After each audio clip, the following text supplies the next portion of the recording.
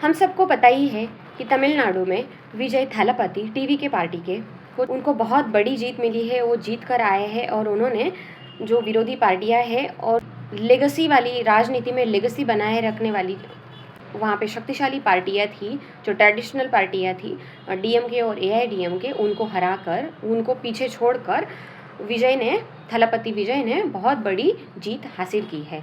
लेकिन उनको 108 सीट्स मिले हैं और जो प्रॉपर कॉन्फिडेंट सरकार बनाने के लिए उन सीट्स चाहिए 118। तो उन्होंने कांग्रेस को भी रिक्वेस्ट किया, कांग्रेस भी उनको सपोर्ट करने के लिए पूरी राजी हो गई है। लेकिन अभी भी पेज अटका हुआ है, कांग्रेस के पास सिर्फ 5 सीटें हैं। तो और भी उनको 8 और 5 13, मतलब और भी उनको 5-7 सीटें और चाहिए। तो दूसरी पार्टी से वो देख रहे थे, जो अदर्स में वहाँ पे जो लोकल और दूसरी पार्टी थी, उनके पास भी 2-2 उम्मीदवार थे, वो देख रहे थे। तब तक इधर खेला हो गया, तब तक इधर डीएमके और एआईडीएमके जो दोनों बहुत ही ज़्यादा अपोजिशन में है, मतलब जो दोनों एक दूसरे के कट्टर दुश्मन माने जाते हैं, और वो अब दोनों एक होने की बातें चल रही है। अब डीएमके और एआईडीएमके मिलकर सरकार बनाएंगे और को सीएम की कुर्सी से दूर रखने के लिए ये सब चल रहा है, क्योंकि ये दोनों लेगेसी रखते हैं राजनीति में। तो उनको वो चाहते हैं कि लेगेसी अपनी ख़त्म नहीं हो, अपनी लेगेसी कायम रखे, इसलिए दोनों कट्टर विरोधी होने के बावजूद वो एक आने की बात कर रहे हैं। तो क्या ये हास्यास्पद नहीं है? ये बड़ी विचित्र चीज़ हो रही है हमारे देश की राजनीति में।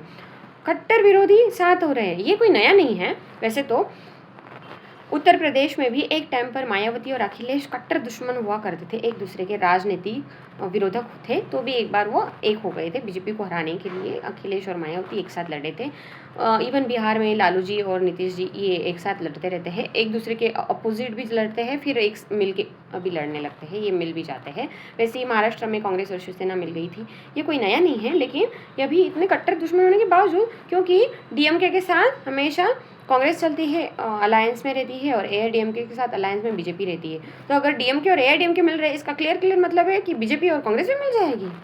अगर कांग्रेस नहीं मिलेगी, मान लो ये डीएमके ने क्लियर ये भी बोल दिया है कि कांग्रेस हमारे साथ बैक स्टैबिंग करी है, इसलिए कांग्रेस वहाँ से अभी निकल गई है, मान लो, तो डीएमके सिर्फ है, पर डीएमके एआईडीएमके के साथ मिल रहा है और ऑलरेडी एआईडीएमके के साथ बीजेपी है। इसका मतलब ये दोनों अपोजिट मिल रहे हैं, तो कांग्रेस डीएम और बीजेपी दोनों मिल गए, ऐसा हो रहा है। तो ये मतलब हास्यास्पद भी। और आम जनता हमने क्या किया, हमारे साथ ऐसा क्यों हो रहा है? अपना हमने एक पार्टी, एक आइडियोलॉजी, या इनकी स्पेसिफिक आइडियोलॉजी होती है, लोगों ने सोचा होता है ये सेक्युलर, ये हिंदू या मुस्लिम है, या ये डेवलपमेंट के नाम पे बात करती है, गरीबों के लिए काम करते हैं, ऐसी वाली पार्टी है। ये डेवलपमेंट के ऊपर बात करने वाली या सेक्युलरिज्म के ऊपर बात करने वाली पार्टी है, जो नफरत की राजनीति नहीं करती। ऐसा सोच के ये पार्टी का आइडियोलॉजी सोच के हम लोगों ने वोट किया होता है, और ये अभी सब अंतिमतः मिल गए हैं। इसका मतलब क्या है? हमारे देश में अभी लोकतंत्र बचा ही नहीं है, ऐसे ही होगा ना। और जो बंदा विजय, उन्होंने गरीबों के लिए, ज़मीन से जुड़े हुए लोगों के लिए काम करने का सोचा है, उनको